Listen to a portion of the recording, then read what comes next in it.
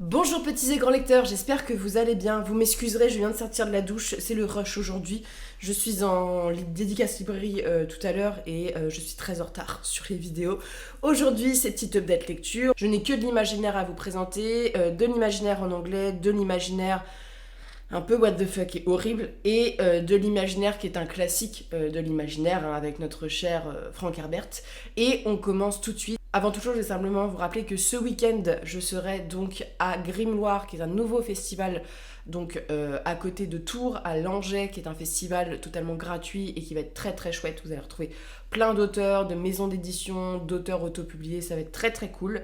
Et on se retrouvera au mois de novembre ensuite pour Mons. Donc Mons, c'est Mons Livre, donc en Belgique. Et j'ai très très hâte parce que c'est un très bel événement que j'avais fait l'année dernière. Et ensuite, on enchaîne avec les petits événements de Noël. Voilà, les marchés vont reprendre. Je vais me recailler les miches à -10. Mais c'est toujours un plaisir. Moi, j'adore Noël. Cette dette lecture va aborder en premier lieu le livre La Doloriade, donc chez Christian Bourgois. C'est un service presse que l'on m'a envoyé.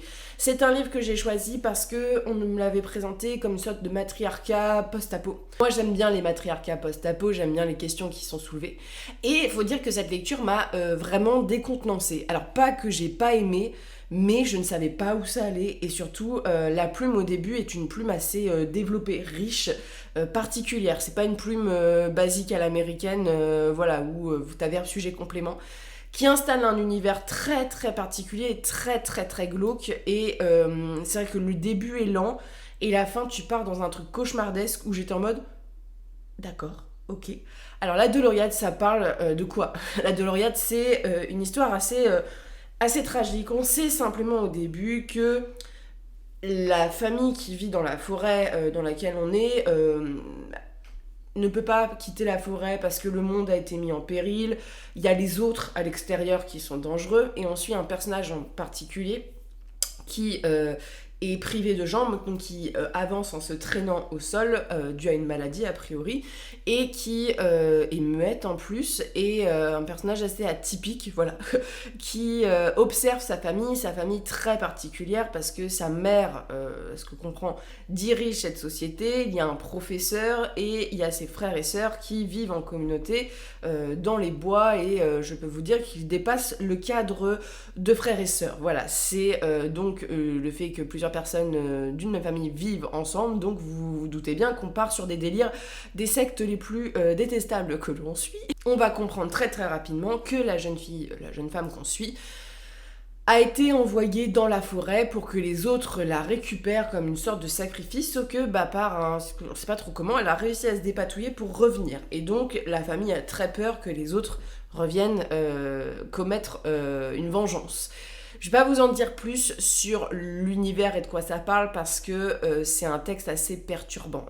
Perturbant parce que ça flotte dans l'atmosphère entre le très très glauque, le post-apo et l'espèce de roman familial où le personnage, on suit tout par ses yeux et on suit en fait son point de vue sur les différents personnages, sur sa mère qui est une figure d'autorité extrêmement imposante et on va apprendre son passé, son lien avec le professeur et ce genre de choses, et surtout ses frères et sœurs. Alors c'est un livre qu'il faut absolument pas mettre entre toutes les mains, c'est un livre d'une violence assez rare, on s'y attend pas forcément. On va parler d'agression, on va parler de mutilation, il y a des scènes de meurtre dans le texte qui sont assez descriptives et horribles, genre très scénarisées, moi qui m'ont vraiment dégoûtée. Voilà, il y a beaucoup de choses qui sont faites au corps et en fait c'est un espèce d'havre qui va se transformer en cauchemar à partir d'un élément, c'est-à-dire ce retour de cette jeune femme. Et je vais pas vous dire les thèmes, mais ce sont des thèmes assez prégnants de la post-apo qui sont aussi exploiter le fait que l'humain est peut-être la chose la plus dangereuse qu'il y a, les relations familiales, les tabous, ça dénonce beaucoup la politique en place et ce genre de choses, et les décisions, et c'est vrai que les scènes ne nous épargnent pas, les scènes sont d'autant plus horrible que comme le personnage est un personnage qui est diminué physiquement, hein, voilà, qui se traîne sur ses bras et qui ne peut pas s'exprimer, le fait qu'il lui arrive des choses affreuses, c'est d'autant plus tragique. Et ensuite ça bascule dans l'horreur quasiment, hein, c'est-à-dire que vraiment on a des scènes... Freya, tu déranges là? Tu vois pas que je travaille? Tu veux dire bonjour? Vas-y. Vas-y, saute. Voilà, je vous la verrai peut-être pas, mais elle est sur les genoux. Mais c'est vrai que c'est un texte qui m'a pris à revers là-dessus, avec une plume qui se veut poétique et un peu... la plume, elle est un peu apocalyptique d'une certaine manière. Les phrases sont construites assez étrangement. Voilà, c'est un style littéraire particulier. Et je dois dire que cette première partie, qui a été très longue de découverte, m'a quand même beaucoup plus convaincue dans cette deuxième partie, beaucoup plus époustouflante, horrible, dégoûtante, et on s'y attend pas forcément. Et les thèmes qui sont abordés, c'est compliqué de vous en parler en update sans spoiler, mais parle quand même du respect d'une certaine manière aux femmes, des relations entre personnages, leurs relations filiales, et on apprend le passé, cette post-apo, et en fait c'est un texte qui n'est pas un texte de post-apo habituel, vous savez, c'est très flamboyant, il y a des renversements, il y a des attaques, il y a des choses comme ça. Là c'est beaucoup plus chill, c'est beaucoup plus dans la vie actuelle et la menace qui pèse, et on parle plus de société, de politique et de dénonciation et de cruauté. C'est assez particulier comme angle, et c'est ce que j'ai apprécié dans cet angle-ci. Mais c'est absolument pas à mettre entre toutes les mains. Il y a des choses qui sont très métaphoriques, la façon dont c'est présenté, et voilà, qui dénoncent parfois un peu, on peut retrouver la religion et ce genre de choses, mais la violence de l'action, elle est quand même extrêmement brutale par rapport au dernier, et je peux vous dire que ouais, si vous aimez pas trop le sang et tout, je vous conseille pas forcément. Et la fin est une fin assez réjouissante de cruauté aussi. C'est un texte qui est très cruel. Voilà, c'est un texte... Voilà, si vous aimez les textes cruels, c'est très cruel. C'est bien fait, mais vous attendez pas à un texte de post-apo avec une grande aventure et ce genre de choses. C'est un huis clos, avec des personnages qui sont pas forcément appréciables, des personnages qui sont dérangeants. Mais si vous avez pas peur d'être mal à l'aise, si vous avez pas peur de lire un texte qui se prête avec une prétention littéraire et une prétention philosophique derrière, avec des grands thèmes, et en même temps, est-ce que ça soit pas un texte qui soit hyper développé, on n'est pas sur du Damasio, ce genre de choses, c'est particulier. C'est une expérience, et j'ai plutôt apprécié ma lecture, et c'est bizarre parce que sur le coup, j'étais en mode, oh, la première partie est quand même très lente, ça m'a mis très mal à l'aise, et les jours passant, je me suis dit, c'était quand même une lecture assez intéressante, parce que, on n'en lit pas 36 des lectures comme ça, à vrai dire. Ensuite... on passe à quelque chose de totalement différent. Alors, ce livre n'est pas encore traduit en français, mais sera, je pense, traduit prochainement, du fait que l'autrice a déjà connu son petit succès avec La Cité de Laiton, que je n'ai pas lu, que vous m'avez énormément recommandé. Et pour tout vous dire, ça a été plutôt une lecture mitigée. Mitigée parce que j'ai moyennement accroché à l'histoire. En fait, j'aime bien de quoi ça parle, mais la façon dont c'est fait, pour moi, était un peu trop déjà vu. Donc c'est le voyage de Amina Al-Fari, je crois que c'est ça le nom, les aventures d'Amina Al-Fari, qui suivent une sorte de pirate qui aurait existé, si je dis pas de bêtises, parce que ça fait longtemps que je l'ai lu, dans la partie, on va dire, de l'océan Indien, voilà. Et c'est un texte où on suit donc une femme qui est une sorte de pirate mercenaire, qui a fait toute sa vie, voilà, avec son petit clan sur son bateau, qui a livré bon nombre d'aventures, voilà, qui s'est mis beaucoup en danger. On la suit dans un premier prologue où elle se retrouve confrontée aux forces démoniaques à un moment, voilà, en essayant de répondre à une mission, et un jour il y a une femme très prestigieuse avec beaucoup d'argent qui vient, c'est une ancienne ennemie à elle, c'est un livre qui est construit un peu comme un puzzle, vous allez apprendre le passé du personnage au fur et à mesure, et qui va lui annoncer que c'est sa petite fille a été enlevée, et qu'elle doit aller la chercher contre une somme astronomique, et cette somme est tout à fait intéressante parce que le personnage d'Amina a une fille, a une famille, et elle veut mettre tout le monde à l'abri, voilà. Elle accepte aussi pour des raisons un peu plus forcées, voilà, et s'ensuit ensuite une grande quête épique sur les océans, où Amina, on va autant suivre cette quête de la jeune fille que la quête de son passé. Et Amina, c'est un personnage très flamboyant, qui a 1000 vies, c'est un roman très féministe, voilà, qui présente les personnages féminins comme, ce personnage-ci, comme un personnage un peu c'est pas une pick-me, mais elle est à part, elle a un destin très extraordinaire par rapport aux femmes qu'elle connaît, et elle est jugée pour ça. On parle de slut-shaming, on parle de pas mal de choses. Toutes ces thématiques-là sont intéressantes. Pour moi, ce livre a souffert de plusieurs défauts. Le premier, c'est peut-être son personnage principal qui est trop différent de la masse, extraordinaire. En fait, c'est pas forcément une Marissou parce qu'elle réussit pas dans tout, mais elle est vraiment en figure de je suis le personnage qui a eu 36 maris parce que je suis exceptionnelle. Voilà, elle a ce côté un peu pick-me parfois qui me dérangeait un peu. C'est une question de goût. La construction en puzzle est plutôt bien faite, où on apprend comment Amina a eu sa fille, ses différents maris, il y a une histoire d'amour tragique et ce genre de choses. Le blême là-dedans, c'est que et je veux pas spoiler, mais il y a une romance qui va être très présent, et j'ai pas du tout accroché. Voilà, moi je pensais pas en suivant les histoires de cette femme qu'on allait être aussi porté sur la question romantique. Et j'étais en mode, en fait, elle est où la quête dans ça? Parce qu'en fait, la quête est pas si exceptionnelle que ça.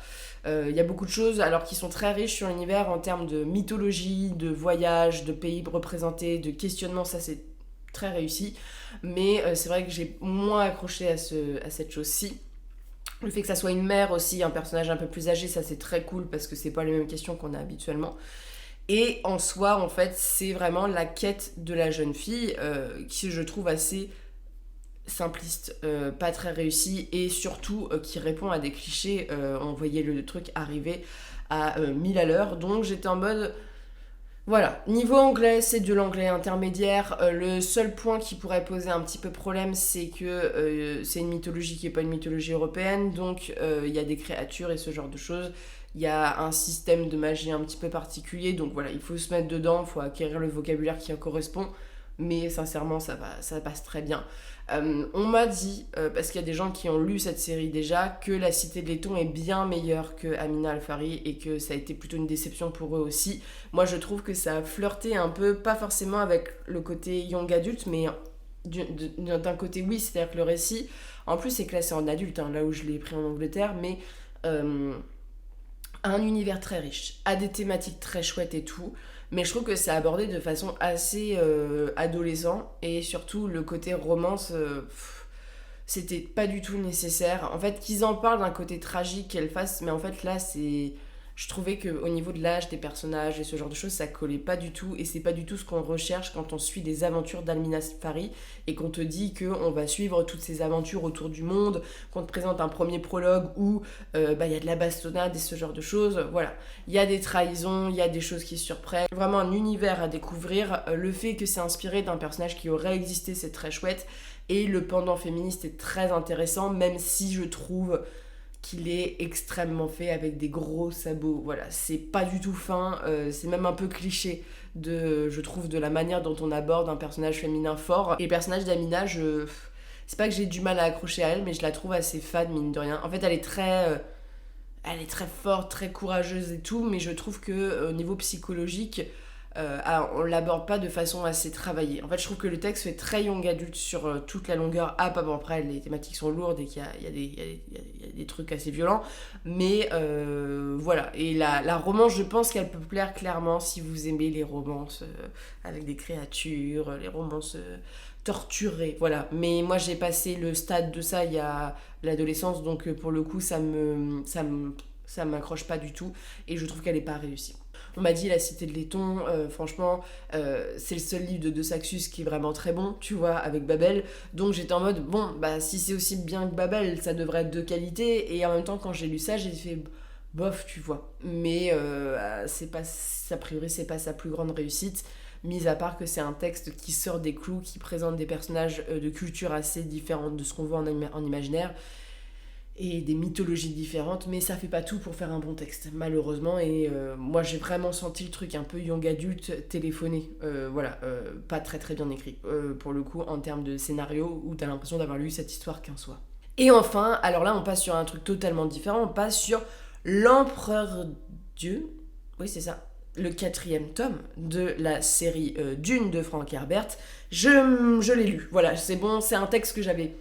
C'est pas que j'avais pas envie de le lire, mais le personnage, et ça c'est compliqué quand on parle des 4e tomes, mais le personnage central de l'Empereur Dieu est un personnage qui me met très très très très mal à l'aise, qu'on découvre dans le tome 3. Pour un moment ça va être compliqué, mais on suit un des enfants de Paul. Et beaucoup plus tard, qu'il y a vraiment un très grand espace, et ça m'a un peu surprise vis-à-vis du tome 3 où il y a vraiment une cassure, où je me dis mais en fait ils sont partis où les autres personnages et tout. On suit donc cet héritier qui est devenu une créature quasiment immonde pour l'univers de Dune. Imaginez-vous un gros ver de terre, voilà, humain, et qui règne en quasiment Dieu sur son royaume, qui est là depuis des centaines d'années, et qui va encore se confronter au réveil d'un personnage clé. Alors c'est pour ça que je ne veux pas vous dire des choses parce que ça spoil tellement. Mais il y a un personnage qui revient très très très très souvent dans l'univers de Dune, et ce personnage-ci revient dans une version à chaque fois différente, et la version qui arrive, voilà, comme au moment T, est une version un peu différente, et on voit cet empereur Dieu dans une phase de sa vie où il teste, voilà, quelqu'un qui est aussi de la lignée Atréide. Voilà, il y a beaucoup de choses qui sont faites sur les reproductions. Et le personnage est horrible parce qu'il choisit avec qui il se reproduit. C'est un véritable dieu dans cet univers-ci. Et on suit donc le parcours de cette jeune femme qui va tester. Je ne vais pas vous en dire plus. L'Empereur Dieu était un texte assez intéressant, je dois dire. Je l'ai plus apprécié, je pense, que celui du tome d'avant, où on est sur des questions beaucoup plus politiques et philosophiques. C'est un texte où il n'y a pas tant de choses qui se passent, voilà, sincèrement. Mais on a un personnage qui est dans une forme physique très particulière et qui peut mettre très mal à l'aise pour le coup, qui va se poser plein de questions. Qui est là depuis très longtemps et qui se pose des questions sur son rôle, sur le fait de ce qu'il y aura après lui, est-ce qu'il y aura quelque chose après lui, est-ce qu'il a envie qu'il y ait quelque chose après lui, de son statut de dieu, d'empereur, de ses relations aux autres, de sa relation à l'amour aussi, parce que la question est dans le texte. Et c'est un texte qui est assez intéressant là-dessus, où on est sur quelque chose de très très différent, je trouve, par rapport au reste de ce que j'ai lu de Dune, où on est quasiment concentré que sur lui. On est sur 3 personnages, on va dire, essentiels, avec un petit 4e qui gravite autour, qui est très malaisant sur l'empire qui a été mis en place, la façon dont il fonctionne, et les différentes formes de vie qui gravitent autour de ça. Et c'est vrai que c'est compliqué de vous en parler, c'est vraiment très dur de prendre des pincettes pour en parler, mais moi j'étais très mal à l'aise avec le personnage, j'ai beaucoup de problèmes avec ce personnage-ci, en fait, mais c'est le but, mais il me file les frissons, autant physiquement, parce que voilà, la forme physique fait que c'est pas très humain et c'est un peu bizarre, voilà, et c'est surtout que la forme choisie et la description est quand même assez monstrueuse dans le texte, que la monstruosité qui est aussi présente chez la créature et dans sa manière de se comporter, dans son traitement, voilà. Et en fait ça revient dans le texte, mais il y a des choses que tu imagines en fait, et t'es en mode je veux pas imaginer ça. Et le côté philosophique est intéressant, voilà, où on poursuit vraiment la pensée de Paul d'une certaine manière, voilà, du moins sur le fil des Atréides, et sur cette voix un peu sacrée que le personnage met en avant, et c'est intéressant. C'est un livre qui met beaucoup de temps à se mettre en place, c'est très lent, avec une centaine de dernières pages où là ça se bouscule d'un coup, ça va même très très vite. Il y a une prise de décision, et là je suis en mode ok, d'accord, j'ai l'impression que l'Empereur Dieu clôt vraiment quelque chose d'important dans l'univers de Dune. Voilà, je crois qu'il y a encore 2 tomes à la suite de ce qu'on peut considérer comme l'univers de base, et c'est vrai que c'est assez intéressant de voir où ça va. Même si, sincèrement parlant, je pense que les 2 premiers livres de Dune sont les plus intéressants et les plus épiques, les mieux construits. Mais le texte, là, est clairement un résumé, on va dire, de la pensée, je pense, de ce que veut dire le texte. Et on accroche ou on n'accroche pas. Pour le coup, voilà, c'était intéressant, mais je peux pas dire non plus que je me suis éclatée pendant la lecture à lire des pages et des pages de personnages qui déblatèrent sur sa pensée philosophique, sa pensée du monde. Voilà, ça me fait un peu l'effet Anne Rice avec Ménoc le démon que je viens de finir, où on a de la pensée religieuse pendant tout le texte. Là, c'en est pas là, mais c'est clair que c'est pas un texte qui est très palpitant au niveau de son scénario. Voilà, je trouve que scénaristiquement parlant, Herbert, de plus en plus, c'est pas fou, à mon sens. Voilà, la psychologie, le monde qu'il a construit est intéressant. L'histoire en soi, d'une, c'est pas forcément une réussite selon moi, mais c'est que mon humble avis. Sincèrement, j'accroche pas trop.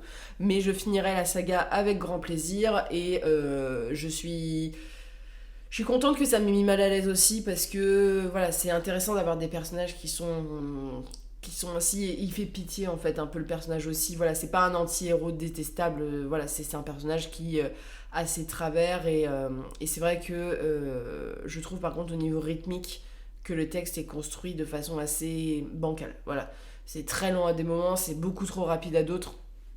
Voilà, on accroche ou on n'accroche pas et sincèrement alors c'est via son regard on voyage un petit peu et tout, mais je trouve qu'on est très très enfermé et qu'on n'apprend pas tant de choses en plus sur l'univers, mis à part le fait de la société qui a été mise en place.